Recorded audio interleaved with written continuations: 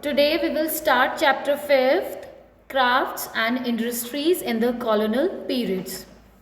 So in this chapter we will cover the following topics like thriving Indian textile industry, industrial revolution, and British rule resulted in the decline of the Indian textile industry. Then plight of Indian weavers, artisans and craftsmen, and decline of Indian wools steel. Okay.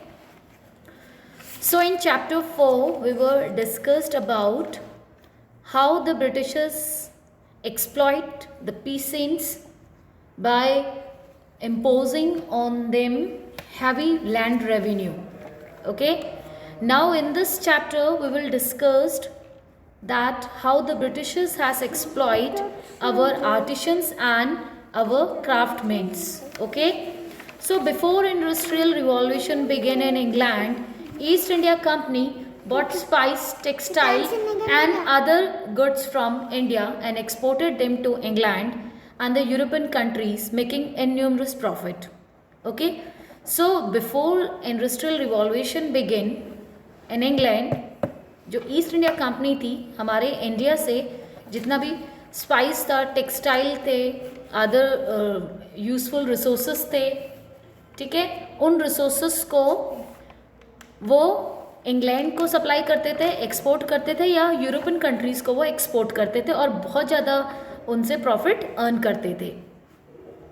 So after industrial revolutions machine made goods from England started floating the Indian markets. तो जो हमारा industrial revolution हुआ, ठीक है, उसमें जो हमारी machine थे और जो गुड्स थे वो धीरे धीरे इंग्लैंड और अदर कंट्रीज़ की ओर सप्लाई होने लगे from the Indian markets. So how did the Indian textile and handcraft industry face this tremendous challenges. तो ये जो एक चेंजेस था वो किस तरह से इंडियन मार्केट ने उस चैलेंज को एक्सेप्ट किया. Now excellence of Indian textile. So Indian textile specially cotton textile had been famous all over the world. तो इंडिया का जो टेक्सटाइल था वो पूरे वर्ल्ड में काफ़ी फेमस था, स्पेशली कॉटन टेक्सटाइल की अगर हम बात करें. So their fine quality and excellent design made them highly popular all over Asia. Specially quality और एक्सीलेंट डिज़ाइन बहुत ज़्यादा पॉपुलर था all over in Asia. So European trading companies to sold them all over Europe where they were much in demand among the elite upper classes. और जो Europe के लिए जो good supply होता था वो बहुत ज़्यादा डिमांड में था, ठीक है. स्पेशली जो अपर क्लास के जो पीपल थे वो इंडियन का जो डिज़ाइन था, जो क्वालिटी थी, जो फाइन क्वालिटी थी, उसके बहुत ज़्यादा वो उसकी ज़्यादा डिमांड करते थे. So European traders first saw the fine cotton textile from India with Arab merchants in the place called Mosul in Iraq, ठीक है. तो यहाँ पे जो अरब के जो मर्चेंट्स थे उन्होंने सबसे पहले इंडिया का जो फाइन कॉटन उनको मिला था वो मिला था मोसूल इराक में, ठीक है, जो कि एक यूरोपियन ट्रेडर ने सप्लाई किया था. So this cloth begin to call the muslin and muslin from India become world famous for its fine texture. और मोसलिन नेम से ही वो इंडिया का जो कॉटन टेक्सचर था, वो टेक्सटाइल था, वो फेमस होता गया. Now chintzes and they were much in demand by the British orchid crafts, ठीक है. और वन ऑफ द कॉटन का एक और था जो प्रिंटेड कॉटन था जिसका नेम था चिंटास, उसको नेम दिया गया, ठीक है. तो वो भी ब्रिटिशर्स काफ़ी फाइन क्वालिटी उसकी थी और ब्रिटिशर्स उसको काफ़ी पसंद करते थे.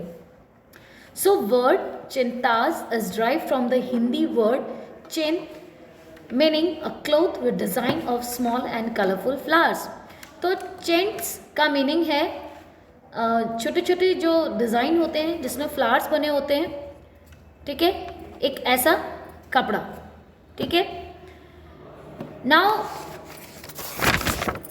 डोमिनेशंस of Indian textiles. So Indian textiles dominated the world market. अब जो इंडियन मार्केट थी वो बहुत ज़्यादा डोमिनेटेड थी वर्ल्ड मार्केट में till all the end of the 18th century.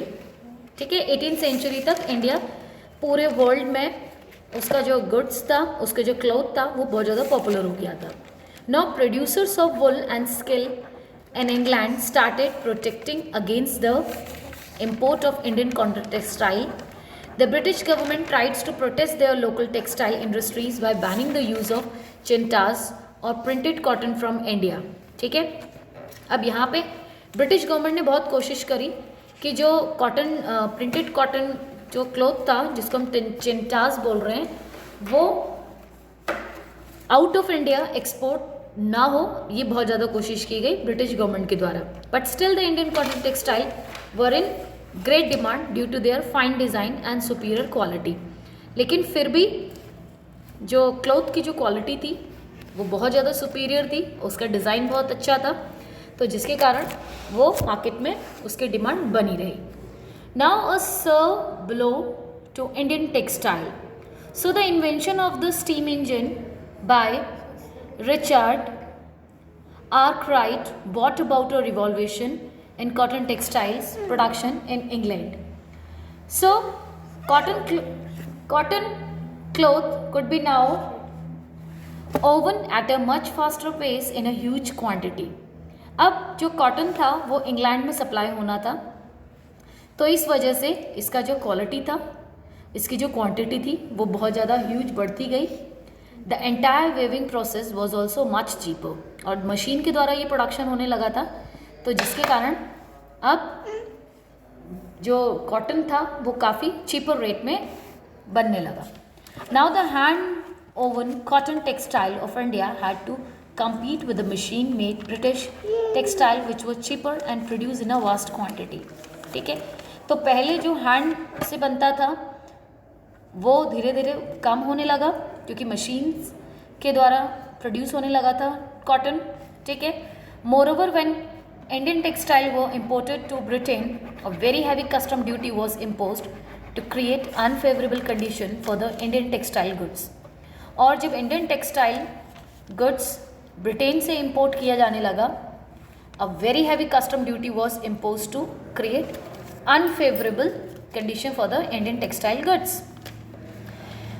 तो ब्रिटेन के द्वारा जब उसको ख़रीदा जाता था तो बहुत ज़्यादा हैवी टैक्सेस, कस्टम ड्यूटीज़ उसमें पे करनी पड़ती थी, टैक्सेस पे करने पड़ते थे, तो जो कि इंडिया की जो अनफेवरेबल कंडीशन इंडिया के लिए थी। So the result was catastrophic. British machine-made cotton textile captured the market of Europe, America, Africa, displacing the traditional dominations of Indian cotton textile industry. ठीक है, तो धीरे धीरे जो ब्रिटिश के द्वारा जो मशीन टेक्सटाइल मार्केट में लेके आए, वो धीरे धीरे उसका जो कॉटन था, जो उनसे गुड्स बन रहे थे, वो Europe, America, Africa, different areas में वो सप्लाई होने लगा। ठीक है, now ruin of the Indian weavers.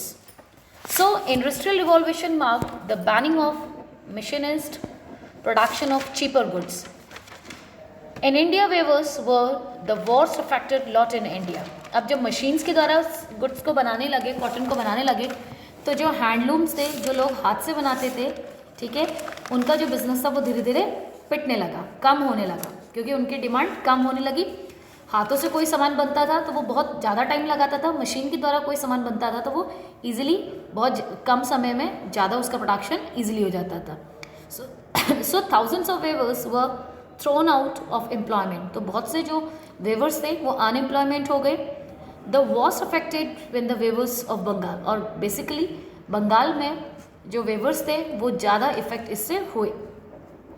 Now, by the middle of the 19th century, machine-made cotton cloth of Britain captured Indian markets. Indian weavers and spinners lost their livelihood and were ruined. अब middle of 19th century की अगर हम बात करें, जब machines cotton को बना रही थी एंड ब्रिटेन के द्वारा बहुत ज़्यादा इंडियन मार्केट को कैप्चर कर लिया गया था, तो इंडियन के जो वेवर्स थे, स्पिनर्स थे, वो धीरे धीरे जो लाइवलीहुड वो गेट कर रहे थे, थोड़ा बहुत अर्निंग उनकी हो रही थी, वो भी धीरे धीरे ख़त्म हो गई।